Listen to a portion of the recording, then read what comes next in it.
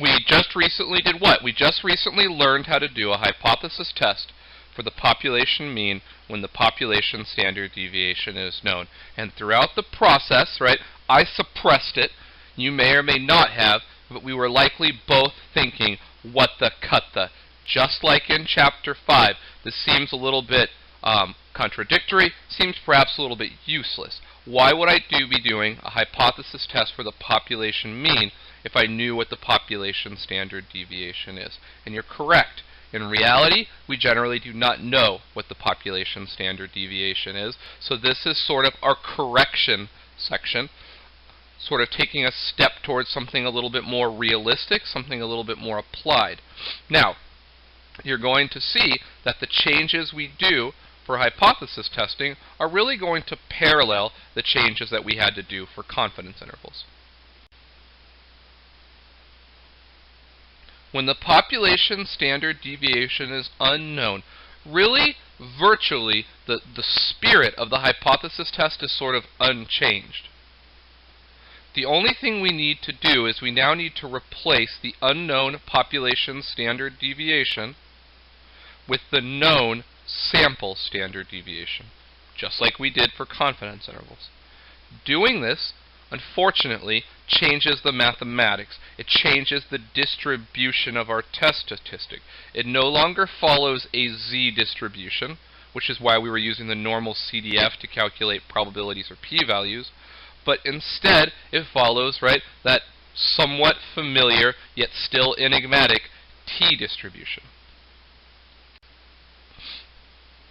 So our test statistic formula looks like this, right? It's essentially the same formula, it's just I replaced that sigma with s. It's my test statistic, it follows a t distribution, so I use a t to signify it. And remember we talked about in Chapter 5, every t distribution has associated with it degrees of freedom. And just like before, the degrees of freedom are going to be n minus 1. Now here are the implications. Since our test statistic follows a t distribution and not a z distribution, we can no longer use the normal CDF to compute p-values. Technically, we would have to use something called a t-CDF. However, we can circumvent worrying about that, and we can find the p-values as well as test statistic much more easily by using the t-test function in our calculator. How do we do t-tests in our calculator? Well, we hit the Stat button, we go to the Tests menu, we select t-test, which is just one below the z-test, I believe, and then of course we just fill things in and hit Calculate, just like we did before. Alright, so we're going to work through 3 examples. Here's the first example. The amount that a typical athlete can bench press is on average, let's say 200 pounds for this type of athlete.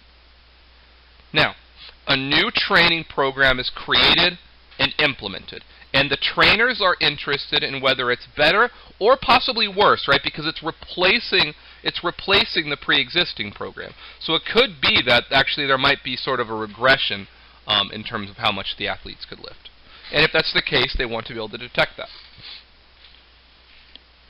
So, 25 athletes are put on this program for, I don't know, say a few months. And after the training is complete, they all bench press.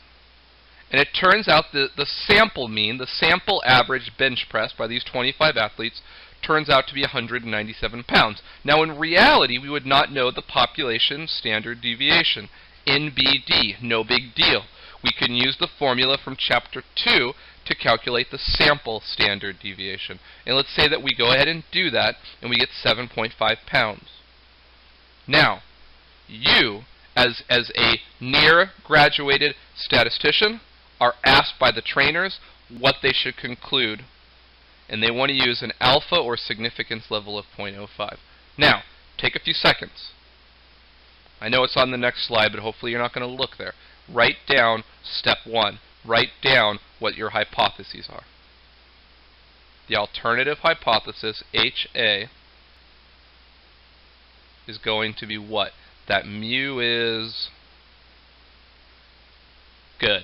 That mu is not equal to 200. Why not equal to? Because they're interested in testing whether it's better or worse, which is more or less. Right? And so there are our hypotheses. There's our step one. Same 4 steps for doing this t-test. Now, we can use our calculator to do steps 2 and 3. So here is me filling in the information. Hypothesized mean is 200, sample mean is 197. I put all the information in. The alternative hypothesis is the not equal to mu naught. So far, so good. I hit enter, and here is the output. I'm going to reproduce this on the next 2 slides, but the important things that I'm getting is the test statistic, which is a t. It's -2. And the p-value, which is 0.0569. So, our test statistic was -2. That means that the sample mean is 2 standard deviations below the hypothesized mean. Right? The interpretation is just like before. The p-value is 0.0569. It means what? It means that if the athletes on this training program, if they benched 200 pounds on average,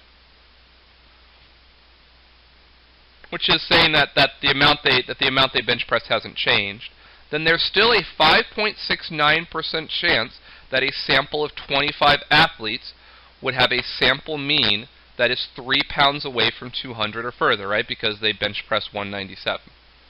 So for the 2-sided alternative, we're interested in being 3 pounds away or further.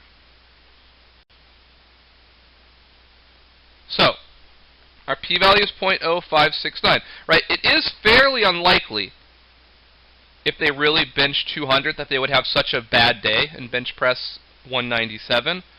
But it's not small enough, right? We define small enough as 0.05, and it's not. It's not smaller than 0.05. Anytime the p-value is larger than alpha, we fail to reject the null hypothesis. Hence, we could conclude that at the 0.05 significance level, there is not enough evidence to conclude that the mean amount bench pressed under this new program is any different than 200 pounds.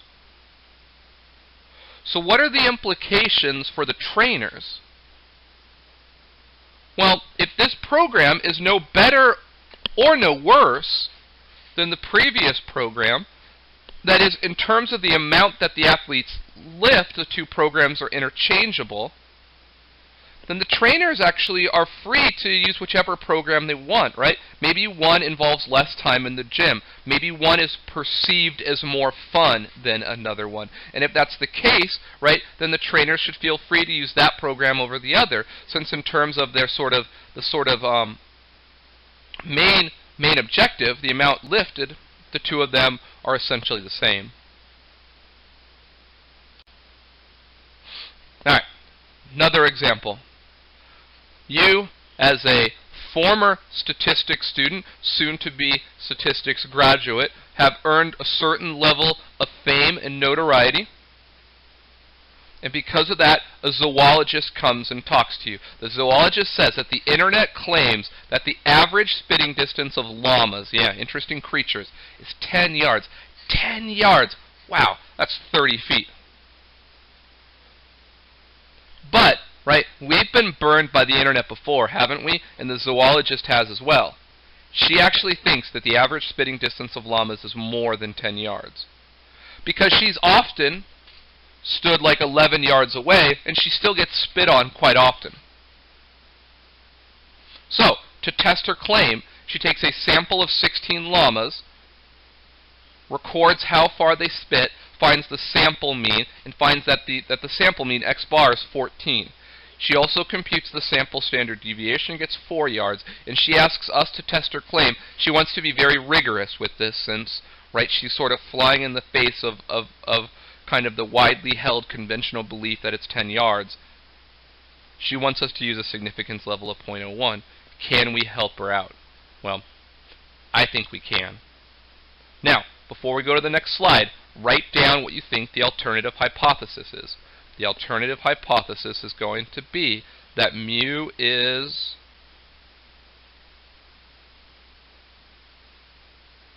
Good. The alternative hypothesis is going to be that mu is greater than 10.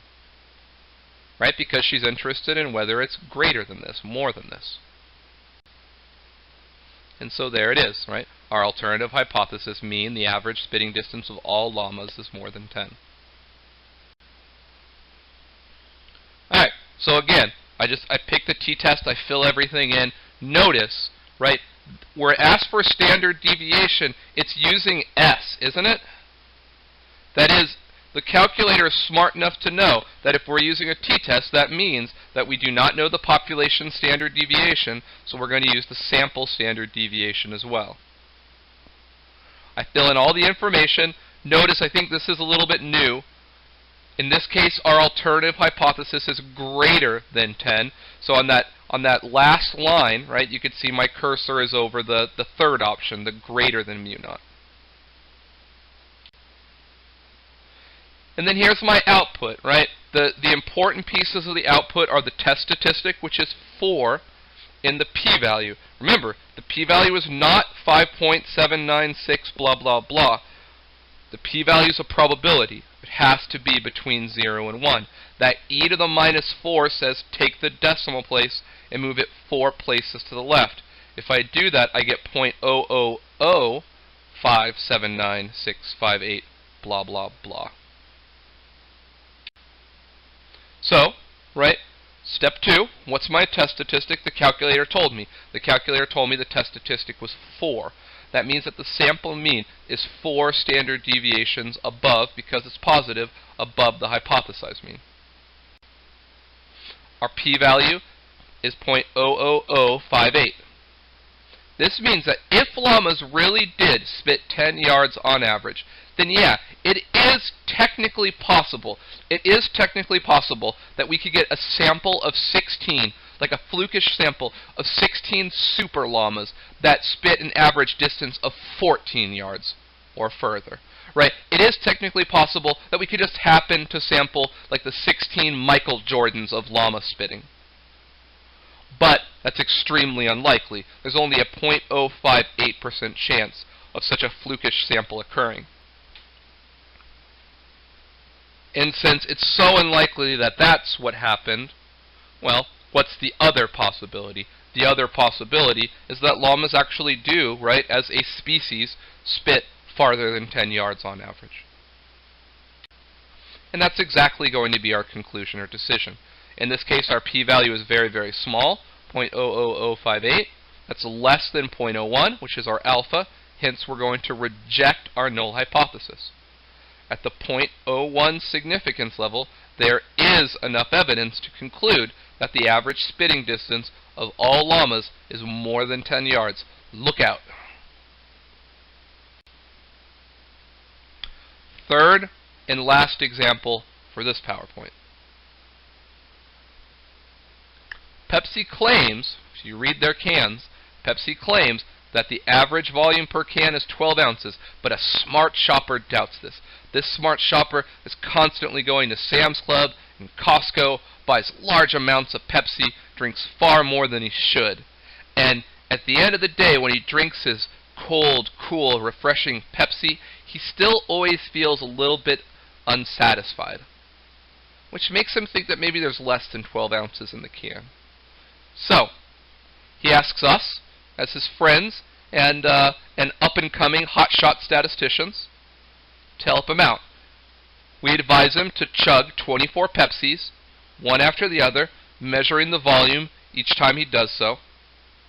And he does this, and he comes back to us and he tells us that the sample mean for his sample of 24 Pepsis is 11.75 ounces.